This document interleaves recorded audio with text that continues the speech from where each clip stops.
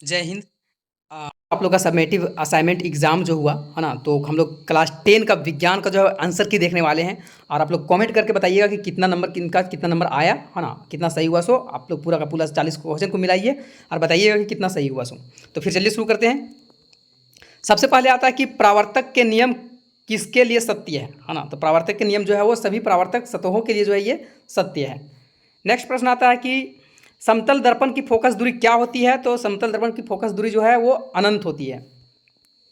तीसरा प्रश्न है कि एक दर्पण की वक्रता त्रिज्या 20 सेंटीमीटर है, तो इसकी फोकस दूरी क्या होगी। तो 10 सेंटीमीटर इसका सही आंसर हो जाएगा।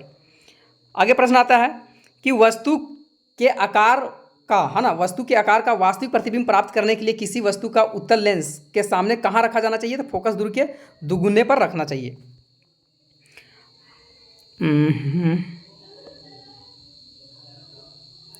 नेक्स्ट प्रश्न आता है कि दिए हुए आरेख से आपतन कोण और परावर्तन कोण को ज्ञात करना है ना। तो आप लोग अगर इसका आपतन कोण और परावर्तन ज्ञात कीजिएगा तो 55 डिग्री इसका सही आंसर हो जाएगा। 55 डिग्री 55 डिग्री। नेक्स्ट प्रश्न आता है कि एक गोलीय दर्पण तथा एक पतले गोलीय लेंस की फोकल लंबाई जो है -15 सेंटीमीटर है। दर्पण और लेंस संभवतः जो है वो क्या होगा, दोनों अवतल होंगे। इसका सही आंसर हो जाएगा। आगे है प्रश्न कि एक वस्तु को अवतल दर्पण के सामने 60 सेंटीमीटर दूरी पर रखा गया है, तो दर्पण द्वारा बनाया गया वास्तविक प्रतिबिंब के दर्पण के सामने 30 सेंटीमीटर दूरी पर स्थित है। वस्तु का आवर्धन क्या होगा। तो वस्तु का आवर्धन है वो -0.5 हो जाएगा। आगे है कि यह दिया हुआ है कि एक वस्तु उत्तल दर्पण के सामने 40 सेंटीमीटर दूरी पर रखा गया, तो प्रतिबिंब दर्पण के पीछे 15 सेंटीमीटर पीछे परछाई दिखाई देता है, तो दर्पण का फोकस दूरी जो है वो क्या होगा। तो +24 सेंटीमीटर हो जाएगा। आगे प्रश्न है कि एक वस्तु को अब सारी लेंस से 10 सेंटीमीटर दूरी पर रखा गया, तो लेंस का जो है लेंस से 6.5 सेंटीमीटर की दूरी पर एक छवि बनाती है, तो लेंस के फोकस दूरी जो है क्या होगा। तो लेंस का फोकस दूरी जो है वो जगह आपका हो जाएगा है ना, +3.9 सेंटीमीटर। आगे प्रश्न आता है कि सामान्य दृष्टि वाले युवा वयस्क के लिए स्पष्ट दृष्टि के न्यूनतम लगभग कितना दूरी होती है। तो स्पष्ट जो है वो अगर न्यूनतम जो है वो 25 सेंटीमीटर है ना, 25 सेंटीमीटर जो है स्पष्ट रूप से दिखाई देता है दूर में रखा जाए तो। और दूर के लिए जो है वो अनंत है। निम्नलिखित में से किस रंग का तरंग धैर्य अधिक होता है। तो लाल इसका सही हो जाएगा कि लाल बहुत दूर से ही दिख जाता है। आगे प्रश्न है कि विशिष्ट प्रतिरोध का एसआई मात्रक क्या होता है। तो ओम है ना, प्रतिरोध का एसआई मात्रक है ना ओम मीटर हो जाएगा। विशिष्ट प्रतिरोध का एसआई मात्रक प्रतिरोध का ओम होता है ना, ओम हो जाएगा। यहाँ 4 ओम, 6 ओम और 10 ओम को प्रतिरोध को श्रेणी क्रम में जोड़ा जाता है, तो इसको मतलब जो है वो प्रतिरोध क्या होगा है ना। तो सबको जो है जोड़ देंगे तो 20 ओम हो जाएगा। प्रतिरोध आर के एक तार को 10 बराबर भागों में काट दिया जाता है, तो फिर समांतर जोड़ा जाता है, नया प्रतिरोध जो है वो क्या होगा। तो 0.01 आर हो जाएगा। ऑक्सीकरण वह प्रक्रिया है जिसमें शामिल होता है क्या। तो ऑक्सीजन से संयोग। आगे कि जब चांदी हवा से अभिक्रिया करती है तो उस पर काले रंग परत चढ़ जाते हैं, तो ये क्या होता है। तो एस सिल्वर सल्फाइड हो जाएगा।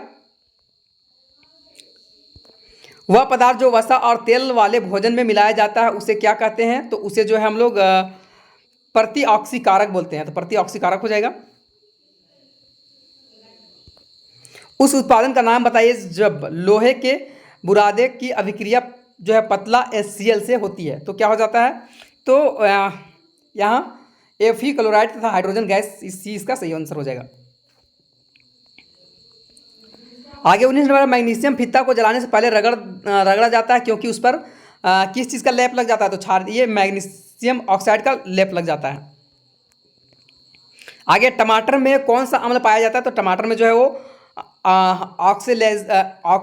ऑक्सजेलिक अम्ल जो है वो पाया जाता है।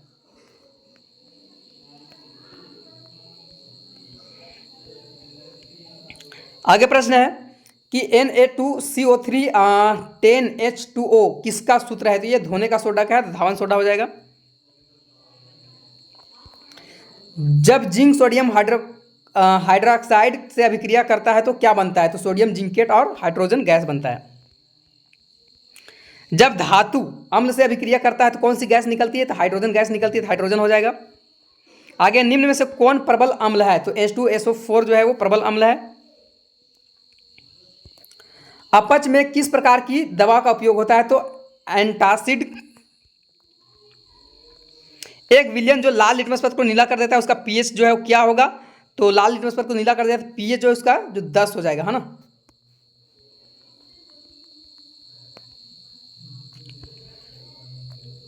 प्लास्टर ऑफ पेरिस का सूत्र क्या हो जाएगा? तो इसका सी सही आंसर हो जाएगा।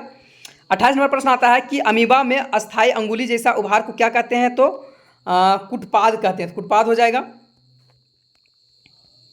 आगे मानव शरीर का श्वसन वर्णक क्या कहलाता है? तो हीमोग्लोबिन सही आंसर इसका हो जाएगा।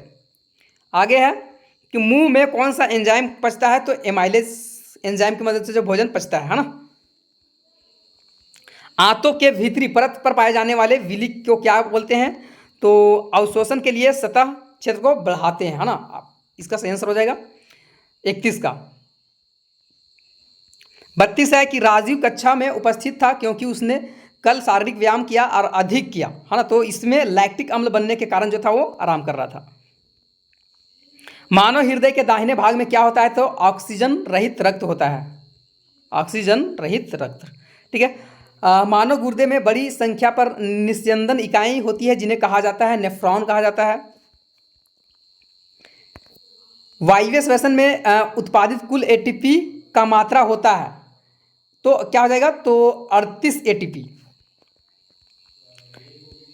38 36 नहीं है ना।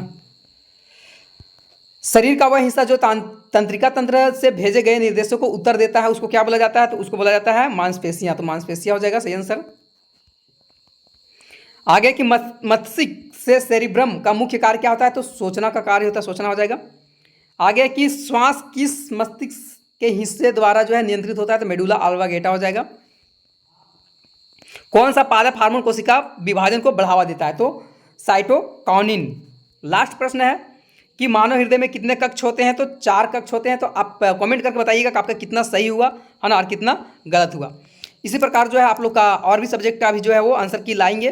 तो आप लोग चैनल के साथ नहीं जुड़े हैं तो जुड़ जाइए। और आप लोग 2025 का जो है तैयारी बहुत अच्छे तरीके से इस चैनल में करवाया जाता है, तो जुड़े रहिए चैनल के साथ में। तब तक के लिए फिर मिलते हैं नेक्स्ट वीडियो में। जय हिंद, जय भारत, जय झारखंड।